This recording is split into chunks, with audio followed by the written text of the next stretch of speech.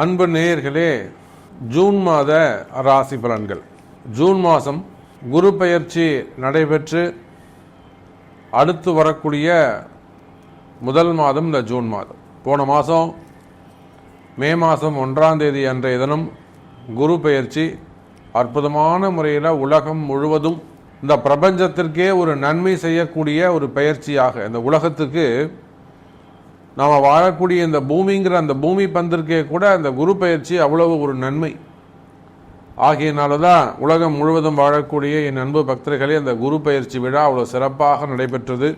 உலகம் முழுவதும் வாழக்கூடிய என்னுடைய அன்பு பக்தர்கள் எல்லாரும் அந்த குரு பயிற்சி யாகத்திலே பங்கு கொண்டீர்கள், கலந்துட்டீங்க. ரொம்ப ரொம்ப சந்தோஷம். ரொம்ப சிறப்பான முறையில் அந்த குரு பயிற்சி நடைபெற்று அதுக்கு அடுத்து வரக்கூடிய முதல் மாதம் ஜூன் மாதம். இந்த ஜூன் மாதத்தில் நிறைய மாற்றங்கள் நிகழப்போகுது.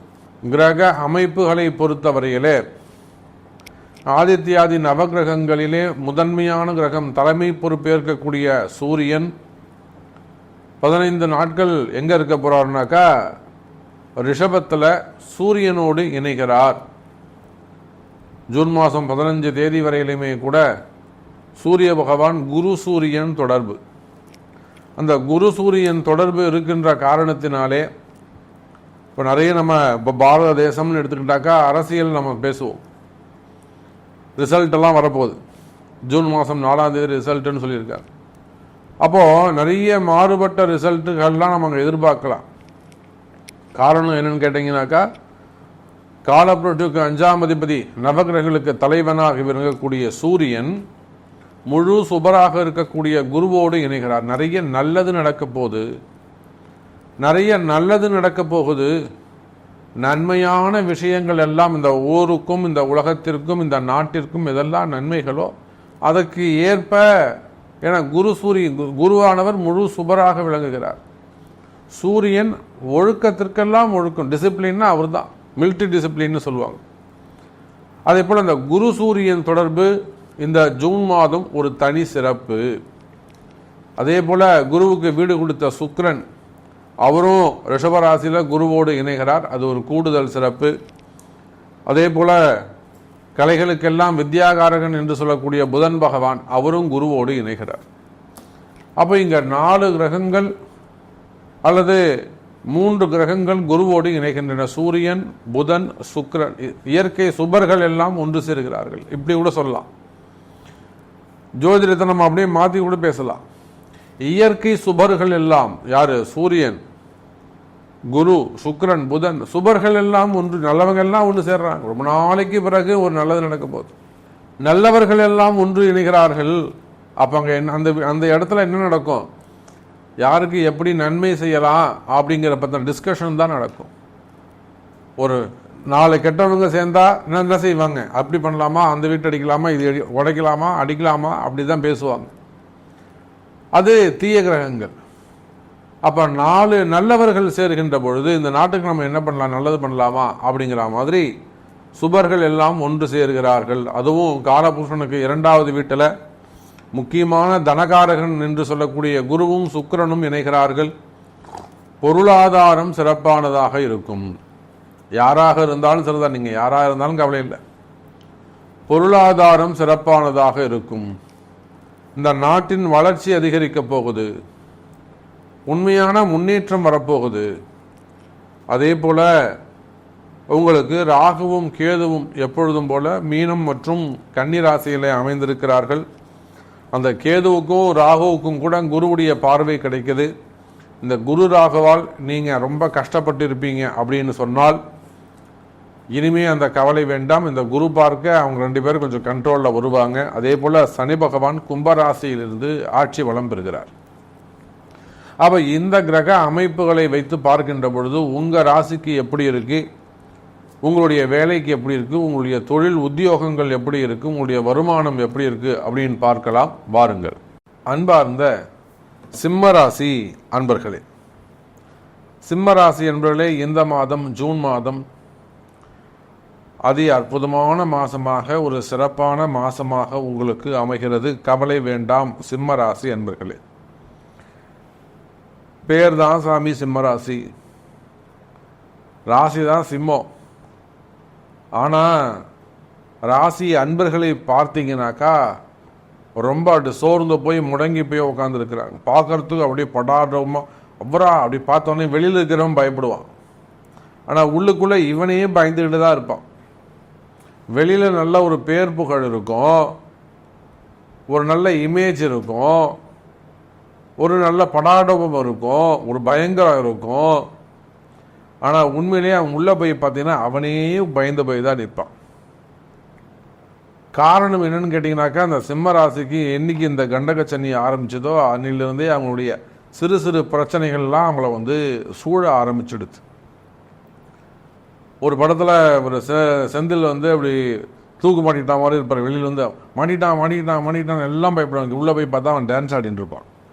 அதே போல் இந்த சிம்மராசி என்பவர்களுக்கு போன செப்டம்பர் மாதத்திலிருந்து எல்லாம் இன்னும் கூட போன ஆகஸ்ட் மாதம் 2023 ஆகஸ்ட் மாதத்தில் இருந்தேவும் பிரச்சனை ஆரம்பம்.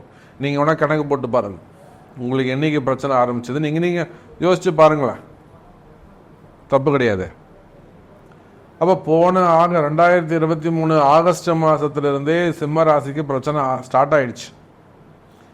அது மிகப்பெரிய அரசியல் தலைவர்களாக கூட நம்ம பார்த்துக்கிட்டு இருக்கோம். அதெல்லாம் நமக்கு வேணாம். ஆனால் அவங்களுக்கும் நம்ம தனியாக ஒரு பதிவு போட்டிருக்கிறோம், தனியாக ஒரு அட்வைஸ் கொடுத்துருக்குறோம். 2-3 என்கொயரியும் நம்ம அவங்கள்ட்ட வந்திருக்கு. ஆனால் அவங்க எதுவும் செய்யலை.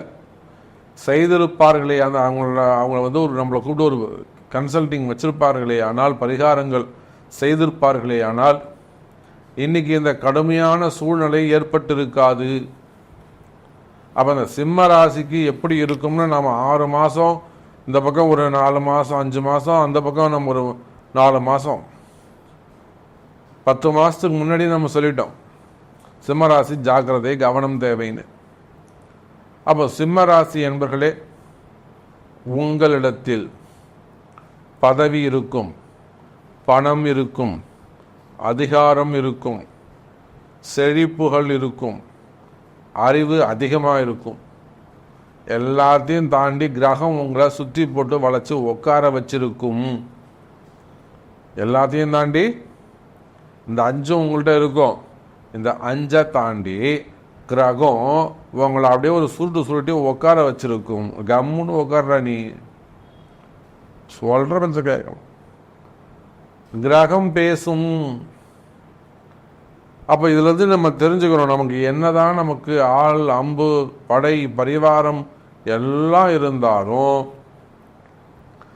கிரகம் என்ன சொல்லுதோ அதைத்தான் நாம செய்யணும்.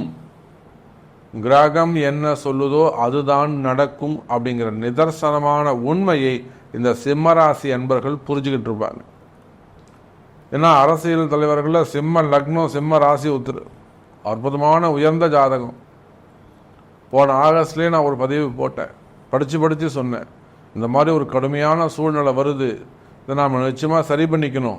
ஒரு அக்கறையில் நாம் இதை சரி பண்ணிக்கணும், கொஞ்சம் விசுவாசத்தில் நம்ம சொல்கிறோம்.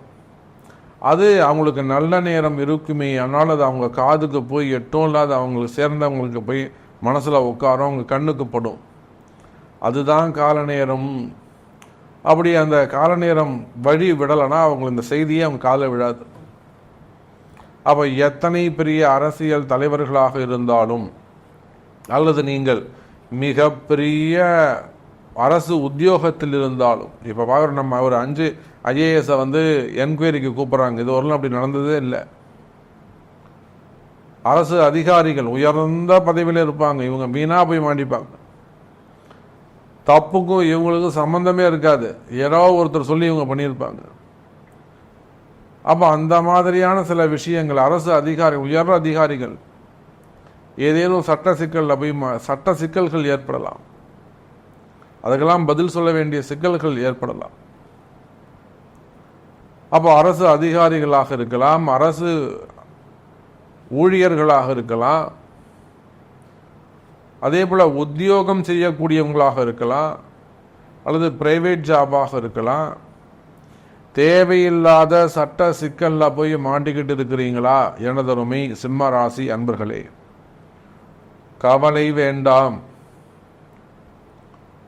உங்களுக்கெல்லாம் ஒரு நல்லது நடக்க போகுது, நன்மை நடக்க போகுது. இப்போவாவது நீங்கள் உங்களுடைய பிறப்பு ஜாதகம் தான் பேசுவது. என்றைக்கு வெளியில் அந்த பிரச்சனையை விட்டு வெளியில் வருவீங்க, இந்த வெளியில் வருவதற்கான வழி என்ன, எந்த மாதிரியான வழிபாடுகள், சாதாரணமாக கோவில் வழிபாடு பண்ணால் போருமா, என்ன ஏதாவது யாக வேள்விகள் செய்யணுமா, அப்படி இல்லைன்னா எதுவுமே தேவையில்லை, வேறு ஏதாவது மறைமுகமான விஷயங்களை செய்யணுமா, வாராகி பூஜை ஏதாவது பண்ணணுமா? அப்போ நீங்கள் எந்த மாதிரியான சட்ட சிக்கலில் இருந்தாலும், எனக்கு தெரிஞ்ச ஒரு அரசு அதிகாரி, ஒரு நல்ல தன்மையான மனிதர், உயர்ந்த பதவியில், ஒரு பொதுப்பணித்துறையில் நல்ல ஒரு உயர்ந்த பதவியில் இருக்கிறாங்க, நல்ல போஸ்டிங்கில் இருக்கிறாங்க. ஆனால் பாருங்க, கூட வேலை செய்யக்கூடியவர்கள் எல்லாம் இவருக்கு தெரியாமல் இவருக்கு கீழே வேலை செய்யக்கூடியவங்க ஒரு கழகத்தை உண்டு பண்ணி ஒரு பொய்யான குற்றச்சாட்டில் பதிவு பண்ணிடுறாங்க. என்கொயரி நடந்து ஒரு பெரிய ஆபத்தில் இருக்கார், ஹஸ்பண்டு கிட்ட ஒரு ஆபத்தில் இருக்கார். அது என்கொயரியே வராமல் அவர் காப்பாற்றி விடணும். இதுதான் வாராகியுடைய வேலை, என்கொயரியே வராமல் பண்ணணும். அப்போ அந்த எதிரிகள் எல்லாம் விலக்கி விடணும். இதெல்லாம் வாராகி அம்பாள் செஞ்சு கொடுத்தாங்க அந்த அதிகாரிக்கு. அப்போ சிம்ம ராசி என்பவர்களே, அது போல் வம்பு வழக்கு, கோர்ட்டு கேஸு, போலீஸ் கேஸு, சிறை தண்டனைகள், சட்ட சிக்கல்கள், பதவி போட்டிகள், தொழில் போட்டிகள், தொழில் எதிரிகள், எதிரிகளுடைய தொந்தரவுகள், சொத்து பிரச்சனைகள், சொத்து தகராறுகள், உத்தியோகம் பிரச்சனைகள், உத்தியோக தகராறுகள், இந்த மாதிரியான பிரச்சனைகள் இருக்குமேயானால், அல்லது வியாபாரம் பண்ணுறீங்க, அக்கம்பக்கத்தில் வியாபாரம் போட்டியாக இருக்குது, இட பிரச்சனையாக இருக்குது, இடம் ஒரே தொந்தரவாக இருக்குது, பக்கத்து இடத்துக்காரன் இம்சை பண்ணுறான், அந்த மாதிரியான தொந்தரவுகள், இந்த மாதிரி எந்த விதமான பிரச்சனையாக இருந்தாலும் சிம்ம ராசி என்பர்களே, இந்த ஜூன் மாதத்துலேருந்து உங்களுக்கு நல்ல நேரம் ஆரம்பம். இந்த செய்தி உங்கள் காதில் விழுந்தாலே உங்களுக்கு நல்லது நடக்க போகுதுன்னு அர்த்தம், உங்கள் பிரச்சனை குறைய போகுதுன்னு அர்த்தம், படிப்படியாக நீங்கள் நல்லா வரப்போகிறீங்கன்னு அர்த்தம். அதற்கான வழிமுறைகள் இங்கு ஆரம்பம். அப்போ இது என்ன பண்ணணும், உங்களுடைய பிறப்பு ஜாதகத்தை பார்த்து இதுக்கு என்ன மாதிரியான வழிபாடுகள் செய்யணும், உண்மையிலே உங்களுக்கு நேரங்காலம் எப்படி இருக்குது, நல்லா இருக்கா, இப்போ பரிகாரங்கள் செய்தால் ஜெயிக்க முடியுமா, இதெல்லாம் அங்கே கணக்கு போட்டு செய்யணும், அடிக்கணும். அப்போ சிம்ம ராசியை பொறுத்தவரையிலே இந்த ஜூன் மாதம் நல்ல முறையில் இருக்குது. அப்போ தொழில் அமைப்புகள் எப்படி சாமி இருக்கும், வருமானங்கள் எப்படி சாமி இருக்கும்னு கேட்டிங்கனாக்கா, தொழில் அமைப்புகளை பொறுத்தவரையிலே நீங்கள் எந்த தொழில் செய்பவராக இருந்தாலும் சரிதான். சிறு சிறு தொழிலாக இருக்கலாம், சின்ன சின்ன பிஸ்னஸ் பண்ணுறவங்களாக இருக்கலாம், கடைகள் வச்சு நடத்தக்கூடியவங்களாக இருக்கலாம், அல்லது எக்ஸ்போர்ட் இம்போர்ட் பிஸ்னஸ் மாதிரி பெரிய பிஸ்னஸ் பண்ணுறவங்களாக இருக்கலாம், ஷேர் மார்க்கெட்டாக இருக்கலாம், ஸ்டாக் மார்க்கெட்டாக இருக்கலாம், டெக்ஸ்டைலாக இருக்கலாம், தறிகள் வச்சு கைத்தறியாவில் மிஷின் தறியும் தறிகள் வச்சு நடத்தக்கூடியவங்க, நேரடியாக நெசவு பண்ணக்கூடியவங்க, வாங்கி விற்கக்கூடியவங்க, ட்ரேடிங் பண்ணக்கூடியவங்க, ஹோல்சேல் பண்ணக்கூடியவங்க, கடைகள் வச்சு நடத்தக்கூடியவங்க, எக்ஸ்போர்ட் கம்பெனி வச்சு நடத்தக்கூடியவங்க, அதில் உத்தியோகம் செய்யக்கூடியவங்க, ஜாப் ஒர்க் பண்ணக்கூடியவங்க, அப்புறம் அதில் பெரிய பெரிய ஷோரூம்ஸ் வச்சு நடத்தக்கூடியவங்க, அதே போல் பண்ணைகள், கோழி பண்ணைகள், முட்டை பண்ணைகள், தீவன பண்ணைகள் அதெல்லாம் வச்சு நடத்தக்கூடியவங்க, விவசாயிகள், மெயினாக விவசாயத்தை சொல்லணும், நாம் தோட்டங்கள் வச்சு நடத்தக்கூடியவங்க, அது காய்கறி தோட்டமாக இருக்கலாம், பழத்தோட்டமாக இருக்கலாம், பூத்தோட்டமாக இருக்கலாம், வாழைத்தோட்டமாக இருக்கலாம், தானிய உற்பத்தியாக இருக்கலாம், விவசாயிகள். அப்போ இது மாதிரி நீங்கள் எந்த தொழில் செய்பவராக இருந்தாலும் தொழில்துறையை பொறுத்தவரையிலே நிச்சயமாக சிம்ம ராசி என்பவர்களே இந்த மாதம் சிறப்பானதாக இருக்கும். பணங்காசு ஏதாவது கொடுத்துட்டு ஏமாந்திருப்பீர்களே ஆனால், ஒரு பணம் வாங்கிட்ட சாமி, அவன் என்னை போட்டு ரொம்ப இம்சை பண்ணுறான், மிரட்டுறான் சாமி அப்படின்னு எத்தனையோ சிம்மராசி என்பவர்கள் நம்மகிட்ட சொல்வது உண்டு. நம்மளையே மிரட்டுறாங்க. அப்போ அது மாதிரி பணங்காசு கொடுத்து ஏமாந்துருக்கலாம், இல்லை வரம தரமாட்டா சாமி, அவன் கொடுக்க முடியாதுன்னே சொல்லல, முடிஞ்சதை பார்த்துக்கொன்றாங்க, வாங்க முடியல, எனக்கு அவரு தெரியும் இவரு தெரியும் மிரட்டுறான். அந்த மாதிரி வராத பணங்காசுகளுக்குள்ளாம் வரும், கவலைப்படாதீங்க, அதுக்கான வழிகள் இருக்கு, வாங்கிடலாம்ன்றது வாங்கிடலாம். அப்போ வராத பணங்காசுகள் உங்களுக்கு வந்து சேரும். அதே போல் உத்தியோகத்தை பொறுத்தவரையில் சிம்மராசி என்பவர்களே ரொம்ப ரொம்ப எச்சரிக்கையாக கவனமாக நடந்து கொள்ள வேண்டும். ஏன் நம்ம சொல்கிறோன்னா, உத்தியோகம் புருஷ லட்சணம். அது எந்த ஜாபாக இருந்தாலும், கவர்மெண்ட் ஜாபோ, ப்ரைவேட் ஜாபோ, அல்லது அப்ராடோ, எங்கே வேணாலும் இங்கே இருக்கலாம். வேலையில் கவனம் தேவை. எழுதி வச்சுக்கோங்க. சாமி நீங்கள் அன்றைக்கே கரெக்டாக சொன்னீங்க சாமின்னு அப்புறம் பின்னாடி சொல்வீங்க.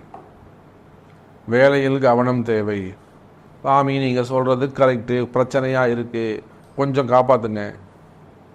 ஒரு 2 வருஷம் இங்கே நாங்கள் ஓட்டிட்டோன்னா அப்புறம் நம்ம வெளியில் வந்து பார்த்துக்கலாம். அதுபோல் அது பிரச்சனையை தள்ளி போடணுமா? நிச்சயமாக பண்ண முடியும்.